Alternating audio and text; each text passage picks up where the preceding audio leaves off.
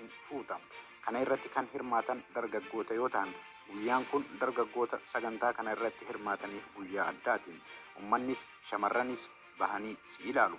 Dargaggoonni fuudha fedhanis qoree tana fudhatanii qoloo yookiin shurraaba isaanii baafatanii qoma qullaa dhufu. San booda qoree tana dugda irratti baachuun uummata achi jirutti obsaa fi cimina kee agarsiifta. Yeroo masan warri intala geette qabanis soddummaaf ilaallatu.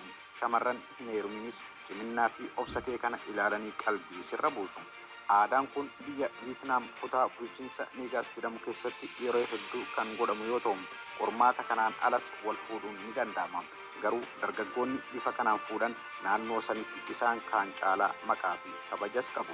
Warri dhiiraa aadaan akkasii osoo naannoo keessa hin jiraatin sagantaa kana irratti hirmaachuun kan feetan fuutumoo miskiinuma akka keessanii karaa nagayaatiin ilaallattu laata. Shamarran hoo kan bifa kanaan qorame moo isa karaa qaxxaamuraatiin fuudhaaf isin gaafatetti heerumtu laata?